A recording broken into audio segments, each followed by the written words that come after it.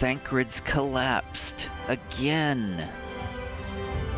I mean, it's the first time he's collapsed in the first, but it's the second time he's collapsed in the story. It's just like the post-Stormblood story. The rest of our conversation must wait. Let us hear the situation from Reen. Fraying threads. Reen's face is a picture of worry. It happened after Alizé and I saw the children back to the Spargyrix. We chanced to meet Thancred there, returning from his mission. He'd been shadowing Elidibus around the realm, only to lose sight of him near the Crystarium. Oh, I found him. And he was in the middle of telling us where he'd been when he just crumpled to the ground. The Chirurgians are looking after him now, with Alphino standing by, just in case his healing magics are needed. Since I couldn't do anything to help, I thought it best to find you, and the guard at the Exedra told me where to look. I see. It cannot have been easy leaving Thancred's side. My thanks for bearing word to us. Come, let us hurry to Spargyrix.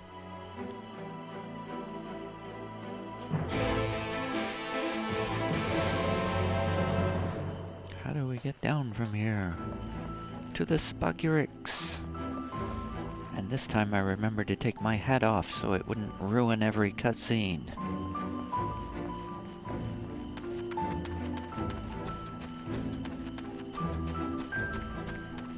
So they're trying to tell us that we need to hurry to get back to the first. So I had a theory that Thancred and Urianger would not ever return to the first. To the source, I mean. To the source. Because they were the two that got those headaches before. And also because they're two of the quest givers in the raid. Which means they have to be here forever to deliver those raid quests. So if they go back to the source, it's going to be super weird to have them delivering those quests, you know, in the future when we come back here. It makes sense for Reen to still be here, but it doesn't make any sense for Thancred and Urianger if they're going to go back. But now we have a headache from Alizé too, which makes me think she's not going to go back either. So I have this personal theory that none of them are going to go back, or maybe only a few of them. I feel like Y'shtola might decide to stay here because she can't bear to leave Runar because of some, you know, melodramatic star-crossed love that they have for one another. That might happen. I don't know. Maybe not. It appears our friend has already awakened. For that, at least, we can be thankful.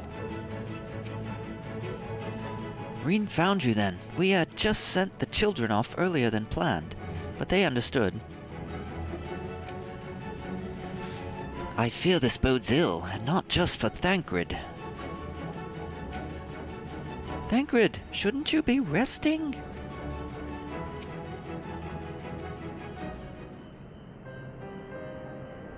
Meow, meow, meow, meow. They dragged you two here, too. Wow, okay. First I screwed up the mute. Now I can't talk. They dragged you here, too, did they? My apologies. How do you feel? Embarrassed, but otherwise well enough. I won't be staying overnight. This episode was not the result of any injury I could find. Thancred's ether, however, did show signs of instability, and I did what I could to calm the fluctuations. And all of this happened without warning.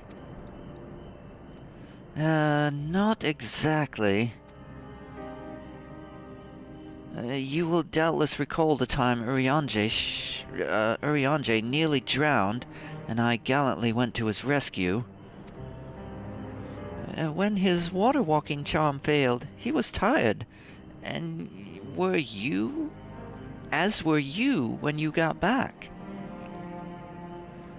We were both spent, yes, on account of which you begged us to rest, which in retrospect may have been a good idea. The fact is, I've been experiencing regular bouts of lightheadedness ever since, but there was no actual fainting until now. Gasp. As Alphino observed, I have no lingering injuries, and it most assuredly isn't old age, which leaves but one likely cause. The link between body and soul has weakened further.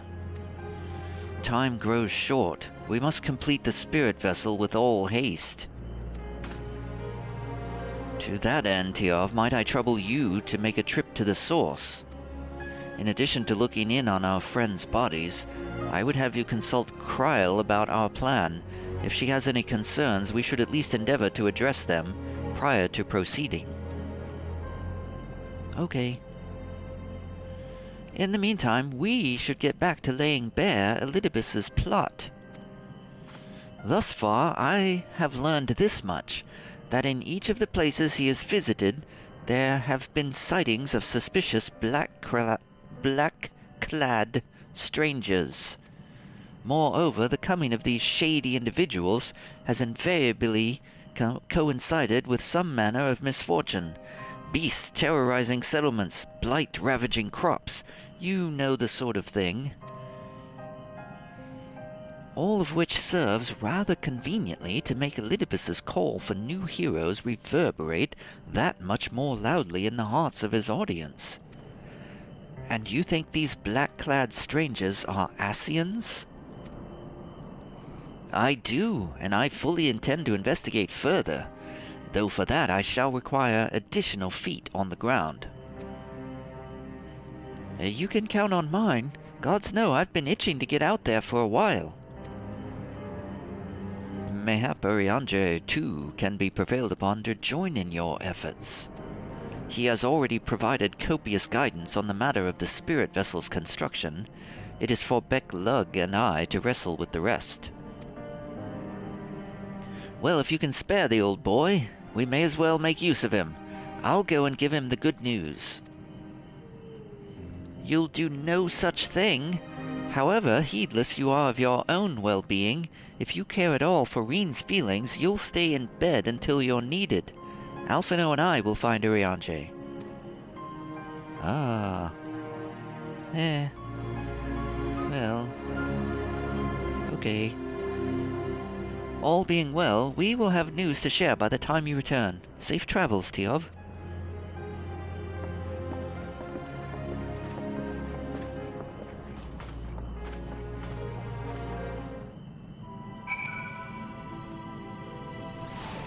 Stay put, Thancred.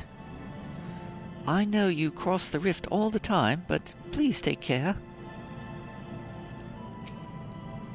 Lest you misunderstand, I'm not averse to putting my feet up. It's being coddled like a brittle-boned nonagenarian that chafes.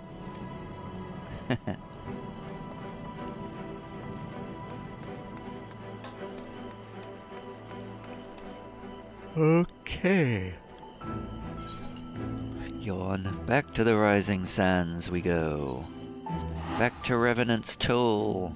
Crossing the rift. I feel like it should do some different animation or something.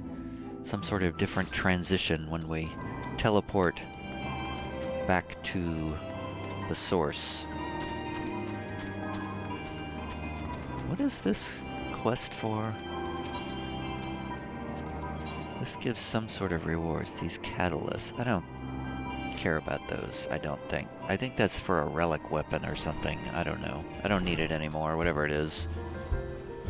Who all's here? Hugibert. I'm looking for people I recognize from earlier in the story.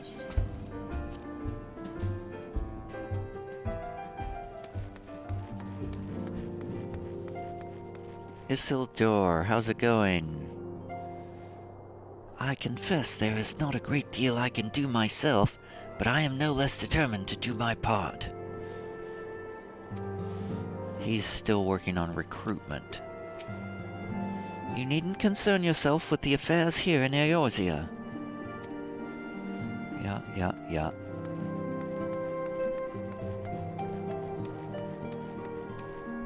Coulternet. With Riol now out in the field, I was asked to return to make up for his absence. Alas, Hori and the others were unable to accompany me. Where are they? Where has Hori Boulder gone? Hey, Totoro, I'm back. Oh, Tiav, what excellent, I mean, awful timing. Oh? You see, our friends, they've taken a turn for the worse. Kryle's hardly had a moment's rest these past few days. Wait, I thought time passed slower here. She wouldn't want everyone to worry, so we've been keeping it quiet. Oh, but listen to me. I call myself a receptionist, and I haven't even bothered to ask why you're here. Meow, meow, meow, meow, meow, meow, meow. So, they think the spirit vessel will be ready soon, and they want to make sure there are no problems at this end. You'd better talk to Kryle. She's with the others in Dawn's Respite. Let's go and see her. Just prepare yourself, alright? Okay. The others in Dawn's Respite? Dawn's Respite is through that door? Where and what is a Dawn's Respite?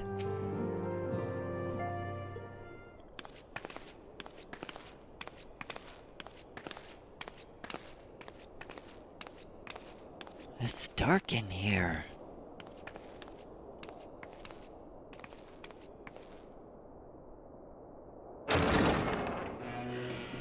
Excuse us.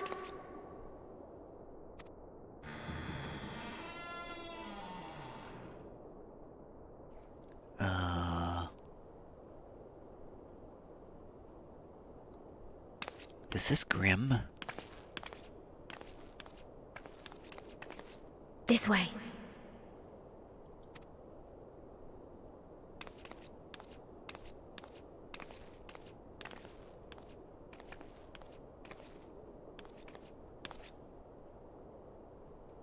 Oh.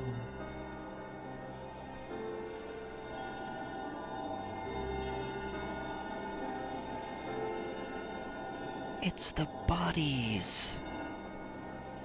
Oh.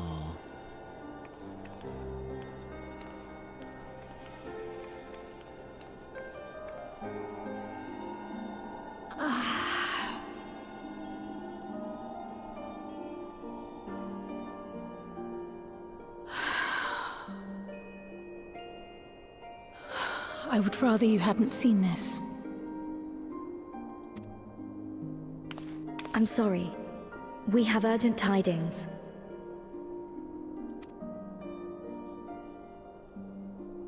Oh, no, I'm not angry with you. On the contrary. I know full well how hard everyone has been searching for a way to return home. And I had hoped to afford you the time you needed. But given our friend's present state, perhaps it was for the best that you came.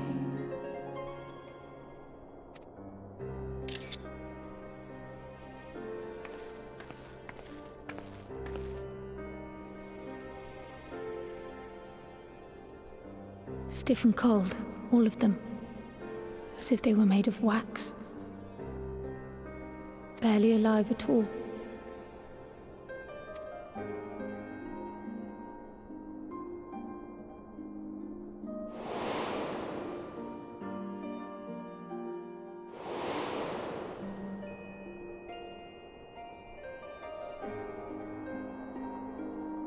I was just talking to him. And they had been doing so well.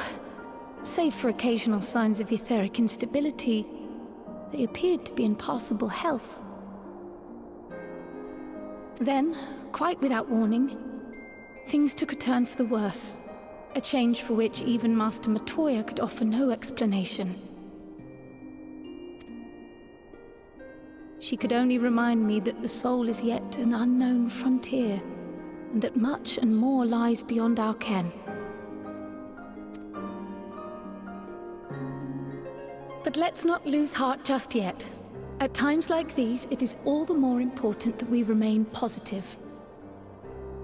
Why? I but this moment succeeded in quelling a fluctuation in Thancred's ether.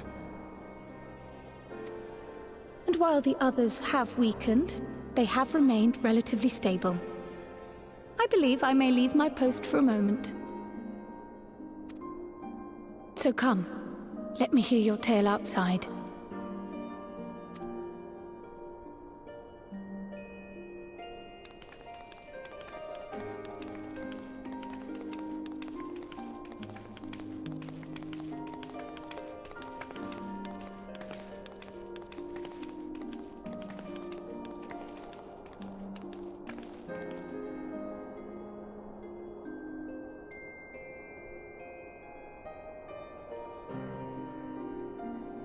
My friends. They're all gonna die. Maybe.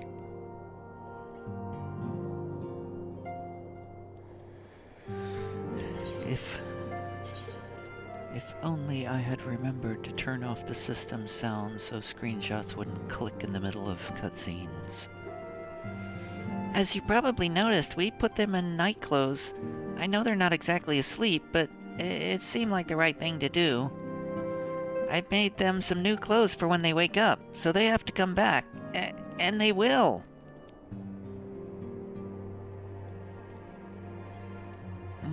What news from the first? Meow meow meow meow meow meow. I see. Work on the spirit vessels proceeds apace, but our friends begin to falter. As they themselves have observed, the link between body and soul has weakened. It's as simple as that. For now, I'm still able to quell the fluctuations in their ether, but it's only a matter of time. We'll lose them if we don't act soon, so if the Exarch is ready to attempt something, let him attempt it. As for the spirit vessel itself, if we seek to draw upon Allagan wisdom, we could do worse than consult an expert in the field. And I think I know just the man. Time being against us, it may be best if I go and solicit his aid in person, even if it does mean leaving my patients.